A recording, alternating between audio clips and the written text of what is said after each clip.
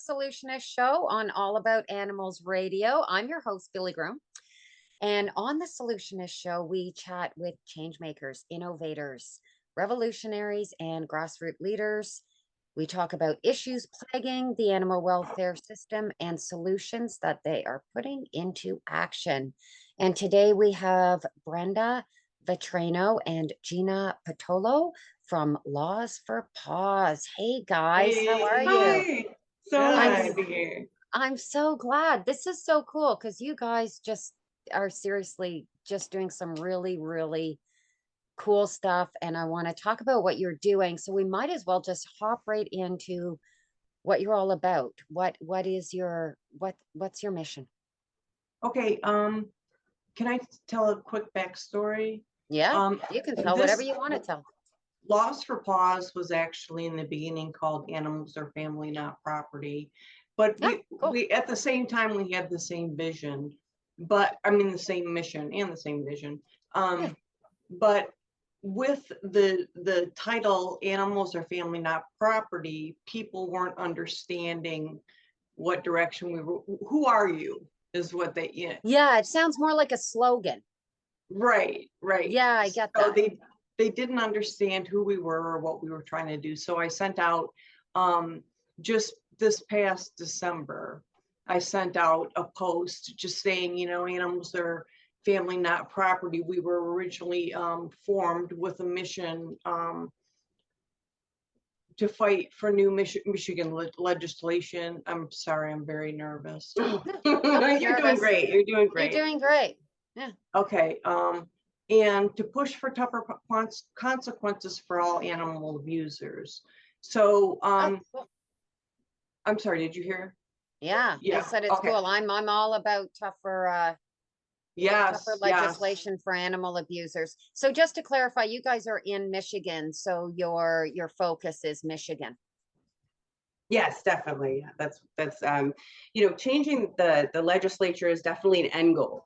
But in the meantime, what we're doing is trying to gather awareness and get the public engaged and the public knowing about this because I mean, Laws for Paws, I hope you don't think we're lawyers. We're definitely not lawyers. I'm a medical professional. I work but there's just something in me that has stricken a nerve, as far as these cases that are happening. And I don't know if I just had blinders on, why, I wasn't aware of these cases. And then once, I was made aware of this community, I was made aware of protests. So it's like you can actually make a difference, protesting the local cases and showing up to these court dates and finding out what the sentences are for these people. And a lot of the times they're just really, really lax.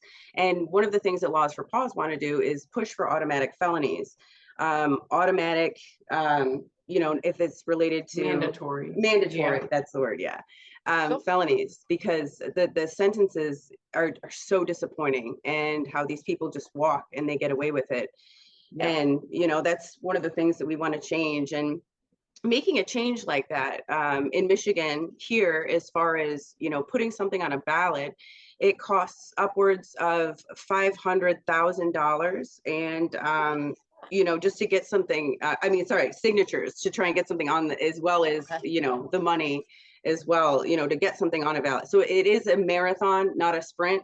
So that's why in the meantime, when this hits and we need to get those 500,000 signatures, we need people, to come in and support our cause, because there's only a short amount of time to get those signatures. Yes. But the current ballot that we're pushing for is, I don't know if you've heard of the sex offender registry.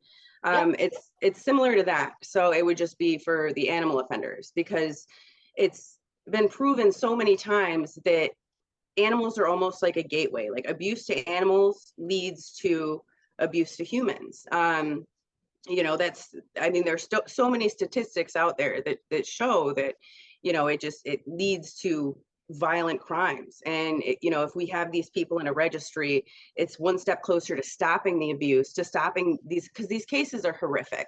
They're so violent, and when you see the photos, it makes everything so much more real, and it makes you think, like, gosh, I wish somebody would do something about this. And that's And why, I have to say, even this is great. We're going, I can see this going all over. This is awesome. yeah, I love what you guys are doing. It's interesting that it's almost as though we have to say, provide that stat where there's that connection between animal abuse and people. But in actual fact, I I don't want somebody walking around on the street that has that mentality that they feel that they can do that to an animal, because they're just an angry person. Whether they end up hurting a person or not, to me, is irrelevant. What they did to that animal up unto itself is wrong. That's just Absolutely. you just shouldn't have that brain. You shouldn't want to do that. It's wrong. They are sentient beings. And what the hell are you thinking? Like, whether it's illegal, not illegal, it's immoral and it's wrong. And I'm glad it's illegal, which allows you to have your laws for paws and what you do, because now these people are in court. But it's so much more than just what they might do with people maybe later. What they just did right there. So the next question I have is there an age? Is there, like with it that they have to be over 16 before they're being brought to, or juvenile versus adult, how they're brought to court, that kind of thing? Or do you find that what you're dealing with are a lot of juveniles, or is it strictly adults? It's just been adults as far as I'm. We had one that was, he was underage, but they tried him with the, what is it, the HITA Act, Okay. and he was a minor, so they sealed his case. So Okay. we were going to the court cases and following his case. And one case we went into, his attorney walks up to us and said, "I'm sorry, you have to leave," because they had got this HOIDA, I believe is what it's called, and seal its So it was file. closed. It was It was closed case. closed. Yeah.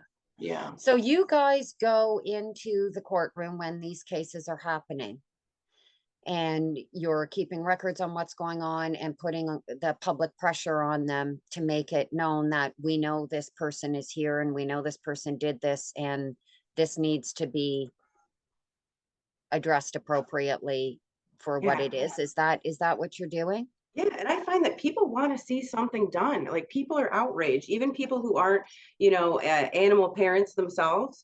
They want to see something done. And it's amazing how many people say, what's happening with this case. How can this happen when there's proof as far as videos go? Like, there's video evidence, and then they'll still just kind of skate away without any jail time, without any severe consequences. Anything, if anything, it's just kind of like minor inconveniences. I'm finding are the sentences, and that's what's so frustrating to our community. But if enough people open their eyes and see that this is happening, we're going to make a change. That's what I'm hoping for. And we're stronger together, we're better together if we can network any way that we can. And I know that your show's all over the world, so if you're in Canada, if you're in the UK, wherever you are, like, take it upon yourself to stand up for these animals, because they're like-minded people all over the world who are rooting for you and who are with you, and you're not alone as far as that goes. So I mean, that's my personal call to action, is don't be afraid to get a group together and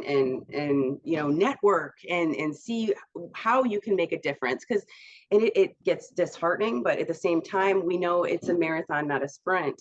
And that's why I feel like it's so important for us to celebrate the small wins as far as a successful protest. Wow, we have a lot more people this time, or a lot of people like pulled over and asked, what we were doing. And then once we told them, they were like, wow, I didn't hear about this. Or, So let's talk about a protest. You're right out front of the courthouse when you know that the hearing is about to take place. Is that right? Or where are you protesting in front of?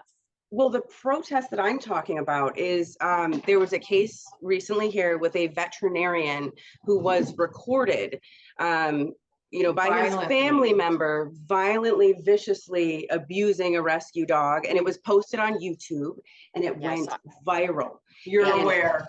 Yes. Oh, so yeah, I know this we've one. been Yeah. protesting outside of his office. And then we have counter protesters, his supporters. And then, there are times that we've been in his court dates, and they all wear matching t-shirts saying, "We support our vet." and you feel really outnumbered at times, but we're absolutely not going to stop, because he's just another abuser, and then today, we're on to the next case, and we're following these next cases that are going on. There's no end, there's no shortage of abuse, which is so disheartening. Yeah, but that's part of animal welfare. I mean, it never seems it seems to, but the small wins are actually quite big, and they're necessary. That's what's interesting, is the small wins are so necessary because they do make a difference, and they also help create awareness of what can be done. So let's talk about an example of a small win. Would it be, if you can just give an example of a small win? Have you changed a sentence, or do you feel that your work has maybe edged a sentence a little more harsh than maybe it would have been had there been no? I think the answer to that question is kind of disappointing, because I feel like our efforts have not been recognized. Like, they're still just getting slaps on the wrist. But it's not going to stop us, because we have to push, and it's not going to happen overnight. But have you got these 500,000 signatures for? No, no, she was talking about for the, I'm sorry, for go the ahead. oh, it's okay, for the registry. That's going to kick off. There's a big rally in Lansing, the capital of Michigan. Okay. So at the Capitol building, there's going to be a rally, and that is on April 11th at from 1 to 4. 1 to 4. And that's going to be the kickoff. That's when they're going to start, getting because there's just a small amount of time to get this massive amount of signatures. So I feel like that's the kickoff, as far as, bringing awareness, so we can get this in the time frame that they need it in order to get this passed on the ballot. And that registry. So for people in different areas, let's just talk about that in general, getting ballots. Let's talk about ballots and what exactly is that ballot doing? Well, I mean, each one has its own verbiage. Like, so this ballot that I'm talking about, it's the ballot initiative for the 2024. It's called Protect Michigan Pet, and there's so many different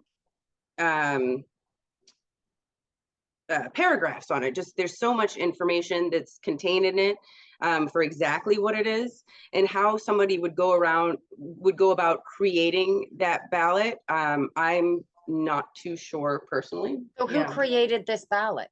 This one is the Protect MI Pet. So Protect MI Pet. So that's Michigan. That's Michigan. Yeah. Yes. So they put this task force together. Yes, and their task force is a dream team. Yes, I don't know. They are. Yeah, I don't know if we should name names, but they're, sheriffs and, really, I would say important people, I would say, influential people. There we go. Okay, well, influential people got together and formed this, and then you're getting the signatures to support it. Yes. Yeah, so we're definitely supporting them, because, there's power in numbers, definitely it's something to keep an eye out for and definitely support. For sure. As far as making the mandatory felonies, I mean, it's a long road ahead of us. Right now, we're in the stage, I think, where we're gathering information, we're following these court cases, we're letting people know the problem. So then eventually, when it comes to that, that's the end goal, definitely. Well, awareness is key. Absolutely, awareness is key. And particular things that individuals can do. And I mean, signing that is a big one. It doesn't take a long time for each individual person to sign it and to contribute. So getting that out there is just a good way for people to be able to contribute to the cause without spending a lot of time or any money, actually, for them to sign that, correct? Yes. Right. Yes, exactly. Yes. And then that's going to go to legislature, is that correct? Yeah, so they'll vote, yes, to pass the ballot. They'll vote on 2024 is when it will go. Yes. Okay, that's big. You know what? That is big. I think that is a long-term goal that's big and is really, really important. So let's get back to the classification of animals. You were talking initially, I sort of interrupted you, sorry, about your original name and having living property and property. That's important, isn't it? Because how people view pets and their mindset on how they view them. is really Absolutely. important to the action that they do. Yes, yeah, It's crazy. yeah. It's crazy the way that they think. They think just like property, like you said, property. They think that it's a toaster. It's terrible. Yeah. They treat it like property. Or at least Yeah. the laws can, and that can be a problem, that it should be. And that sort of gets back to what I was talking about earlier. It's if somebody has that brain and that mindset where they feel it's okay, even if they throw a toaster across a room, it still bothers me. It's why are you throwing that toaster across the room? Why do you feel the need? I don't want to be walking down the street with people that handle their issues in that way, whether they're it's a problem and these people need to be addressed. Now, it's not going to be illegal to throw a toaster across a room, but it definitely needs to be illegal and be treated the same way when it is a sentient being, because like you Thank said, you. it does build. Yes. It does build and it does go. I mean, maybe they did start by throwing a toaster across the room, and then the next thing it's a dog, and then the next thing, and they Yeah. build from there. But right there, when they start getting to living things, the other is they will use that against their partner, correct? So, Oh, Oh, yes. absolutely. big The one. Yes, domestic we've seen violence. that lately. and right there, they're basically saying they are admitting that that animal is important to a person.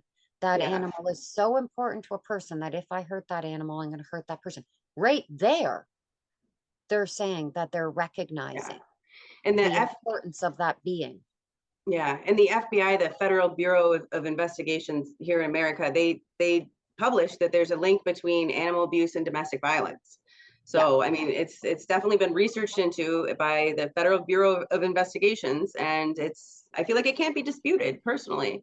There's just that link, and even you hear about like the serial killers Yeah, the and the Jeffrey school Dahmers of the shooters. world. Yes, Yeah, they those people. start Yeah, as young children with animals, and it's horrifying and it's horrible. Absolutely no excuse for abuse. And that's another thing that I had wanted to touch on, as far as sure. the court cases go, is the reactions when you actually see somebody in court that's been convicted or that's allegedly being accused of these crimes in the court of law, and you get to look in their eyes and you get to see a little bit about the reactions, and the arrogance, the eye rolling, the complete disregard is what makes me so frustrated inside and so disappointed, when I see somebody like that. I feel like there's absolutely no excuse for an abuse, but at least if you kind of take some accountability for what you did, instead of making gaslighting and making excuses. Oh, this dog did this dog did X, Y, and Z, and that's why it's justified that I beat the living daylights out of the dog. The dog chewed up my sunglasses, an 8-week-old puppy, right? Chewed up a pair of fake designer sunglasses. So that was his justification for beating the dog on Almost camera, to death. almost to death. He was videoing. And he videoed it. Videoing it. There's proof right there. And then he was also in court rolling his eyes. No accountability, just an utter disregard for the sanctity of life. This is a baby, and the dog's face is just so cute. It's the cutest little face you've ever seen. And you just ask yourself, how can these people do this to a baby animal, that's just so innocent, and they're so good by their nature. They need to be protected from things like this. And that's why, we can't just close our eyes and plug our ears when it gets too violent. We have to stand up and face these people. And this is a society, no matter where you live, if you're in whatever country you're in, you're living in a society, a civilized society, and you have to stand up. And I encourage everybody, watching this to stand up. If you see something, say something. And if you can talk to your legislators and find out what needs to be done in your area. Is there anything that might be coming up on the ballot that you could support and that you can get the word out about that benefits the lives of these animals? Go for it, because we want a better world. That's what it comes down to. It's enough is enough of this abuse against these innocent voiceless animals. So it's just so Absolutely. important to be a voice for the voiceless. Well said. Well said. And getting back to that guy, it's interesting to think. Well, I'm going to assume he got a piece of crap little sentencing, if anything, a slap on the wrist or something like The, that. the puppy and the This sunglasses, is a new, like. That's a hot brand new flag case. this week, brand new, just hit. so. Yeah, it was a probable Mm. cause hearing this morning. It was a probable cause hearing this morning. The next one's going to be a week from now. And then that is is it a pre-trial then? So the fact he put that on social media says to me that he was not scared at all about getting caught or reprimanded or anything. He just went ahead and he was doing it to who knows? I mean, we can't speak for him, but he thought it was cool, or he just didn't. He had just zero conscience, obviously. He So- videoed, he was so angry, Disgusting. It was so disgusting. angry. And he took that anger out on this poor innocent little Yeah. puppy. And you See, know, that's the mindset that scares me. I don't want people like that walking around. That is just a mindset, because you never know, you could just do anything that angers that guy, and that's his way of addressing it. I wonder when they get to that point. I mean, now we're getting into psychology, but in a sense, if the laws were harsher, would he still be running around making justification for it? Probably. Would he not do it? It's hard to say. It's like anything. Laws, there's reason that there are people in prison because they don't care about the laws. But the fact that these laws are such a slap on it may, I'm wondering if he's even surprised at all that he's going to court. I'm wondering Yeah. if he's surprised at all that he was arrested for that. yes. Do you And think? and what you said psychologically, I feel like that is a form of torment and abuse also against his partner, because wasn't it his partner's dog? It wasn't his dog. Or was it Yes. because there was another case with a Yorkie, with a baby Yorkie, and it was this big guy, and his partner made him mad, so he broke into her house and he videotaped himself. And Yorkies are tiny, Yep. Yorkies, and it was the same kind of story. He videotaped himself brutally, viciously beating this dog to And near sending death, the video. and sending the video to her. And then there was something like he put the dog in a trash can and left the dog for her to find. And it's this form of psychological, because it's almost like they know that we care about the dogs and they don't care about the dogs, so they'll just use it to inflict further harm, more than they're already doing. It's disgusting and it's sick, and it needs to be addressed. I believe it needs to be addressed in the court of law, because at least there's that. Because if somebody did that to my dog, I might be the one ending up in jail. I'm sorry, but I mean, there's just no laws to protect the innocent. I get it. Yeah. I hate to admit get that. I'm a pacifist, though. I think a lot of people listening to this, including myself, are right there with you. Yeah, it's extremely, it's very disturbing and needs to be addressed. And I do feel that laws and legislation make a huge impact. I do. It's hard to say with individual people, but I do think that it brings awareness and it prevents people from, they'll stop and they'll think twice if there is a potential ability for them to, if they just get a slap on the wrist, they're less likely to care. I think laws do. For an example, in America, like a misdemeanor is way different than a felony. Like a felony, you can't own a gun, you can't vote, your rights kind of get taken away a lot more than if you have a misdemeanor, and a misdemeanor is just kind of like, like it's not, it's not going to stop somebody from being cruel, whereas a felony might make them think twice. I believe. Right. Or if they're on a, no, I do. I agree. Yeah. And well, it doesn't matter whether I agree anyway, but I do. Their registry, I think, is that's sort of this, ooh, I'm on that registry, nobody wants to be. So I think that's really important too, if there is, for people to maybe consider in their area, is there a registry for animal abusers, for offenders? And then that registry as well could be used by the rescue, so that they can't continue doing this to other animals, like the people who are really twisted, who I don't know if they get off on that kind of abuse that they're inflicting. So it would be open to the public, it would be open to the police, it would be open to, the rescues to kind of stop this person from going forward. And, they deserve a scarlet letter. I'm sorry, but they deserve a scarlet letter for if you've done something like that before. You're hurting basically a helpless entity. You're hurting somebody that's helpless and that doesn't have a voice. I personally feel like that's the worst type of criminal, people who go after the elderly, children, disabled, animals. Especially animals are where my heart is, but I feel like that's a different kind of heinous crime when you're going after something that's helpless and voiceless. And they have no idea. It comes out of nowhere. They have absolutely no idea what I mean, like getting back to the puppies don't know what's wrong to chew sunglasses, and they had no idea. And yeah. So, but then that gets into, I know, yeah, sick, man, sick people, definitely. What I wanted to mention, you guys were talking about psychology, and I'm going to switch it over to the domestic animal piece of it. A lot of people don't believe that animals have emotions or feelings, or like that they have a mentality. I'm trying to find the words that I want to say, like that the abuse that these people are putting on these animals, they don't understand the mental and the psychological damage that they're doing. They don't believe. They're like, oh, yeah, it's just they're the get over it, it'll be fine. Yeah. Well, now that's obviously what I deal with is cognition and emotions. So that's what I talk all the time about. It's what my profession is for 3 decades, right? So most of the dogs I work with some have been previously abused, most have been in some way or another, but not all of them. Mm-hmm.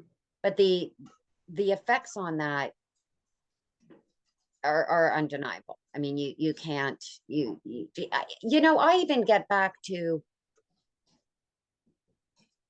I'm not saying that every child that ever bugs a dog through a fence or pokes them with a stick or bugs them should necessarily end up with a hardcore criminal record, but it starts there.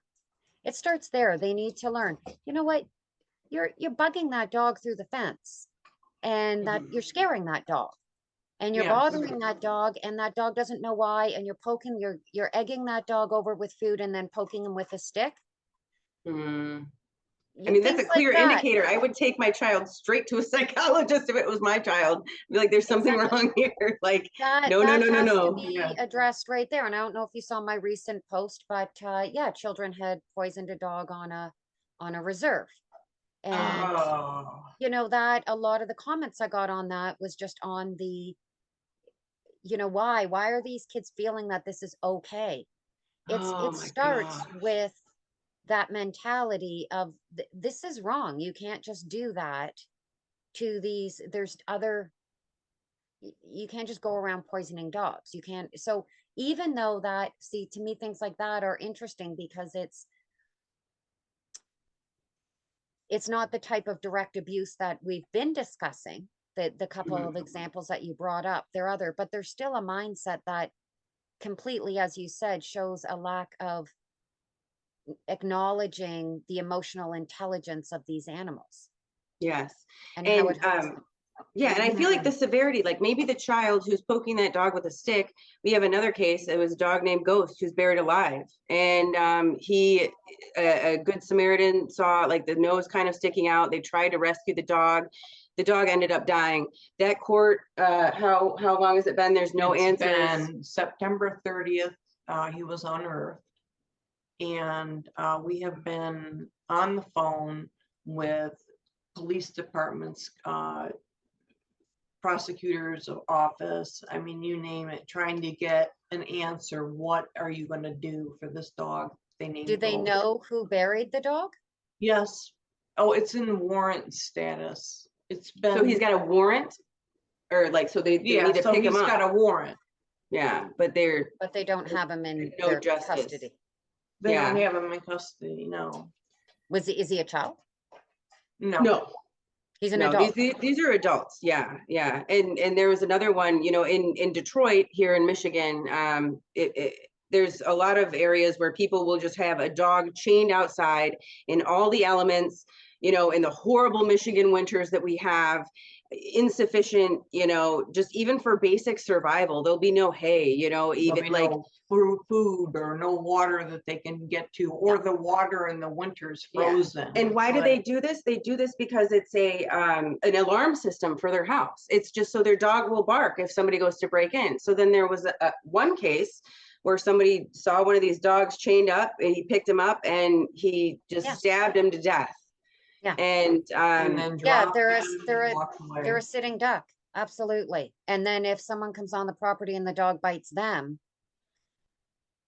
then sometimes that, it depending on where you are and what but that has happened in places where, you know, dogs have bit people that have come up to them. They've been restrained, they've been tied up, or they've been in homes and people have broken in and the dogs have bit them, and then it's the dog's fault.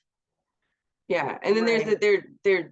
there could be a lawsuit then, right, for on behalf of the person breaking in, which That is can happen. Yeah, disgusting. Like, it's so disgusting. we need to so Yeah. is it that way in Canada?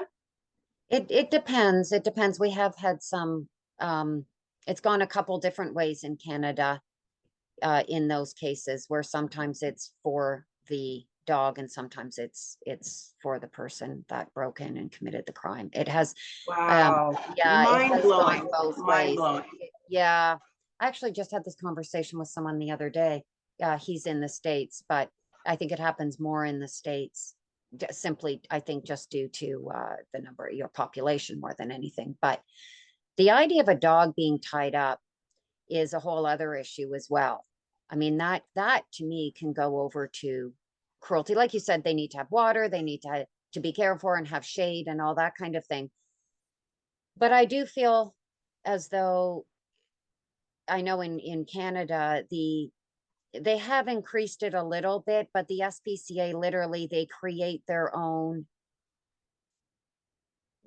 way of saying mandatory requirement. And I know years Okay. ago that mandatory requirement was they had to have water and some shade. I mean, really? Come on. Right. You It's like know, the like, so Right. literally you bare can go bones. days, weeks without seeing your own dog. You don't have to go out, you don't have to do anything. Uh, So if they have access to water and shade, and to me, oh, that's not good yeah, enough. So why they would you have in, bring a dog into that home? Like, why even have a yeah, dog well, if what, that's, like what you said, protection on the outside. Yeah, yeah, just yeah, ridiculous, selfish reasons that completely yeah, disregard the sanctity yeah. of life. So there's so many organizations that can help make a difference and help make change and bring awareness to, we need to treat these. I think it's exactly what you keep saying. What it really comes down to is how we view our responsibility to these animals' happiness and to how they Mhm. live. And that's what it really comes down to. So we need awareness, which you guys are doing beautifully. I do want to Thank you. talk about some of the call to action that you're doing. You have, you know, for example, you do have the pet rally, puppy parades, this type of thing. Yeah, so the So, puppy parade's coming up. So that's in Utica, and April is actually the cruelty to animals awareness month. And the fabulous mayor of our little town here. Can I say the name of the town? I'll just say Yeah. Utica. You know, they come together and it brings the community together so that we can kind of network. And I believe when this all started, like there were some really bad abuse cases, and that's why I'm so proud of you know, our leaders like this one, like the mayor of Utica, because he's actually I feel like he's listening to the public by hosting an event like this. He's hearing us out. I just wish that there were more politicians that would hear us, that would hear our voices speaking for the voiceless, because what he's doing is absolutely fabulous. And it's a small town here in Michigan, but it's if anybody locals listening, it's Saturday, April 29th at 2 p.m. And lots of vendors, you can bring your pet. And it almost has a moment of joy in the sadness of the occasion, you know, as far as like the The reason for animal it. cruelty, yeah, is a horrible thing. But to be able to network and socialize with these like-minded people who want to see change, who believe that their pets are their family members, it's so important to get together. And I'm so appreciative that there are good guys out there that are listening to us. Those are great events they do. And is it being held in a public park? From one park to another park, so it's a Yes. parade. Parade. Yeah. So Yeah. the great thing about that is a lot of people will see it and be made aware of it who just didn't have any idea. Mhm. Right. So Definitely. that's when you start getting your MPs more on board, because the more people that get on board and the more people that are talking about it, that's when you get. So with all the guests I have, that seems to be a reoccurring challenge, is they Mhm. might have one or two, which is where it starts, MPs on board or somebody that has some amount of influence on board. But it's that it's getting more of them Yes. Yes. to stand up and to Power not be numbers. so scared to stand up and not be so worried about what their colleagues will think, or what, we can't speak for them. I don't know why they wouldn't, but maybe they are afraid of rocking the boat or losing their job, or Oh, but it's really, speaking of rocking the boat, I've personally gotten death threats. I've gotten worse yeah, than death threats. I've gotten very violent, specific threats that I'm not going to say on this podcast. That were supporters of I believe they were supporters of the veterinarian, because it was all around that time. And it is scary when you put yourself out there, but then it's worth it, because at least, as far as I'm concerned, like, quit picking on them and pick on somebody with a voice. Then fine, if you're going to leave them alone, come at me. Then that's how I feel, deep down in my heart. Like, there's nothing that's going to stop me from continuing to exercise my First Amendment right here in America, the freedom of speech. I have the freedom of speech. We have the freedom of press to spread the knowledge of what's going on in our communities and in our neighborhoods, and to bring awareness. That's all. In America, like, I love that about America, our First Amendment right. absolutely. The Yeah. freedom of speech is absolutely a beautiful thing that we do have in North America, and everybody needs to use it for whatever their cause is, for whatever their Mhm. cause, to make things better. So, oh, there was something I wanted to yes. So people do get shit on when you make waves. You do. And I think that is a really important thing to bring up to the listeners, that it's amazing how many people, well, everyone should be on board what I do. I mean, what I do is great. I mean, everybody, I'm doing this wonderful thing. Sometimes the people that you think should be on board with you or supporting what you do, they don't. And Mhm. sometimes it's completely other people who do. And it's Mhm. that ability to just keep moving forward with what you're doing when you know it's right, and to learn from that, and to say, okay, I can see their point of view. What do I have that can take their, so that we can discuss this through or work it through, or say, well, actually, no. And this is why. Here's stats. Here's a law. Here's a Mhm. reason why. You can have your opinion all you want, but this is what's happening. And this is why we're doing what we're doing. And it's just that ability to just not worry about making friends. As I always say, don't worry about, people are too worried about whether they're going to lose friends, that they're all like this little, just be yourself and do your thing. Yeah. Don't worry about making waves, Yeah, because I don't want to be friends with people who aren't against animal abuse personally. Like, Right. if you're for animal abuse, like, bye. Like, yeah, doesn't matter exactly. to But me if some you dip people out. are, and Yeah. that's where you get your, people that don't like to rock the boat, and that's not how change is made. And Yes. don't worry about making waves, because when you're making waves, you're doing something, right? You're Yeah. doing something Right. when you're making Absolutely. waves. So it's this interesting thing that I've been in this so long, and close friends of mine have said, well, that the fact that those people are noticing you and not liking you means you're making it. Oh yeah, that's right. I guess that means Yeah. I am doing Yeah, something yeah, because I'm getting shit on. So yeah, yeah. take that, right? And yeah, that's true. That person would have never noticed or cared if I didn't have an impact. Nobody cares about Yeah, people who aren't making an impact. Nobody cares. So yeah. that Right. so you just want to focus on making a difference and making an impact. And what comes with that is what you need to roll with. And it sounds like, Mhm. there you guys are sort of right in the hot sauce of that, especially with the issue with the veterinarian. Mhm. Yeah. And that's why, going back to celebrating the small wins, I feel like is so important, Yes. because I feel like there's so many losses. What, like, just visually seeing what the abuse that's happening, and then seeing these weak, slaps on the wrist, and it's all just so defeating. So that's why celebrating those tiny wins, no matter how small those tiny wins are, that's what's going to get you through. And it's hard to look on the bright side when you're just surrounded by so much violence. But there is a little bright side. If you reach one person that's like, wow, like, I didn't even know this was happening. What can I do? How can I help?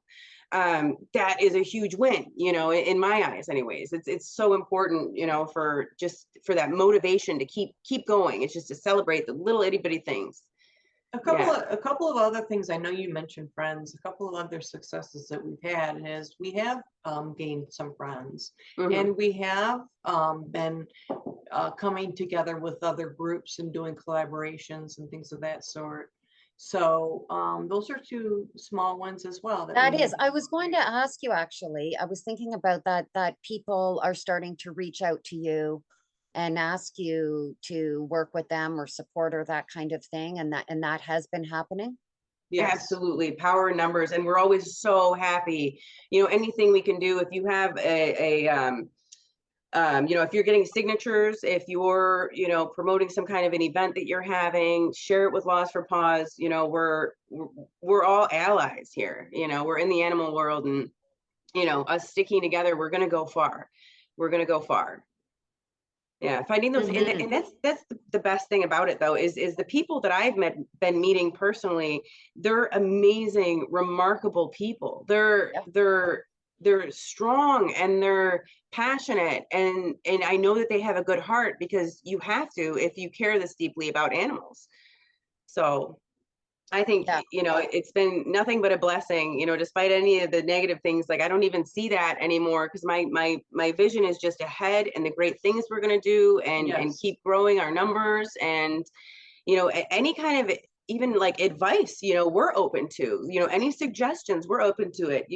We're always learning, and we Yes. appreciate that so sincerely, so genuinely, to have that kind of community. And even if the community is people who are across the country, which that's kind of what happened with the veterinarian case, is that we had, faced with these counter protesters, and we were outnumbered at court dates. But hearing the comments from people, and knowing that this is hitting their news in other states and around the world, you're not alone. You're not alone. You're fighting the good fight. Everybody's kind of got a virtual hand on your back saying, I Oh got yeah. you. We got this. We're together. Yeah. Yes.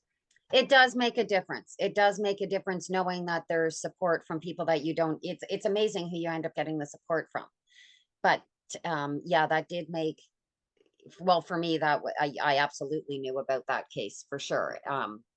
But I mean, I'm very aware on the domestic animal front, but there's always stuff that you don't know, and groups you don't know, and people doing things that you don't know about, and they're making these amazing differences. And you guys, of course, Lost for Paws are one of those. And it's amazing what you're doing. So all of your links to everything will be in the show notes, so people can follow you on Facebook, Thank I you. suppose, Thank and Twitter. you. Yes, no, it's good. I think people are going to be really interested to see what you're doing. I'm guessing on those that you do post what you're I mean, it's never ending, sadly enough. It's It never is. ending. There's Yes. always a next one. And you post the outcomes of the ones before, and what ones you're Yes. still working on, and what you're Yes. doing, and if people can sign or share those Mhm. kind of things. Yeah. So even And if they're out of Michigan. I Yeah. find that there's some I can sign in other countries, and others I have to be a citizen, but you know, we can still share because I know when I share Yeah. something, people are seeing it everywhere. So they can Right. hop Yeah. on and sign it if they're from there. Yeah, and that's the thing that I've noticed about the news too, just very quickly, is that the news will cover these stories like, oh, this is, what happened. They'll have press conferences about it, and then when it comes to conclusion, it's so weak that they don't even cover it. So everybody's like, huh, I hope something bad, I hope he got some good repercussions. And I feel like that's what Laws for Paws is doing as well, is spreading that awareness of how did this come to a conclusion? What is the sentencing? Because the news doesn't cover that. The news is quick to get everybody and then make them, look at the next thing instead of following through with what actually happened, with that poor That is innocent so puppy. interesting. That is so Yeah. interesting because we do want to know. We do want to know what happened because one case will affect the outcome of the next case. And if it keeps generating, it will. And I actually wanted to ask you that as well. Do you compare the sentencing in your state with other states? And does that have an effect? Can you take that to an MP and say, this person did very similar in this state and he or she got this sentencing and then we gave this? Yeah, I mean, from what I've seen, it's disheartening all across the United States. I feel like I don't know of any case that I'm like, oh yes, like he got what he deserved. He actually got jail time anywhere. Like I have not heard, and I followed some California cases, some what is it, Kentucky, Florida, different cases here and there. Nothing has had any consequences with any kind of substance, none. So there's been nothing that I can be like, finally, like there's this win over here that I'm aware of, and if you hear of anything, please let me know because I could use that I'm win. going to. I was thinking about that. I'm going Yeah. to because a few are coming into my mind that might be helpful. So yeah, we'll keep in touch on that and have you back again and talk about what's happening and what has changed or maybe not changed or maybe it's gone in a direction that you didn't expect, which always happens in animal welfare. It just goes in different directions, pick up different things. So hopefully Yeah, you'll ride the wave. Yeah, Yeah, ride it wherever it I takes us. think that we'll have a lot to update you on as the time goes on. So we'd love to come back. Yeah. That's perfect. Perfect. I'd love to have you back. Thank you so much. You've been listening to The Solutionist Show. I'm your host, Billie Groom, and please do go to the show notes and follow Laws for Paws and support them. And we appreciate your feedback, questions. Thanks so much, guys. Take care. See you again Thank soon. you. Thank you so much. Bye. Bye. Bye.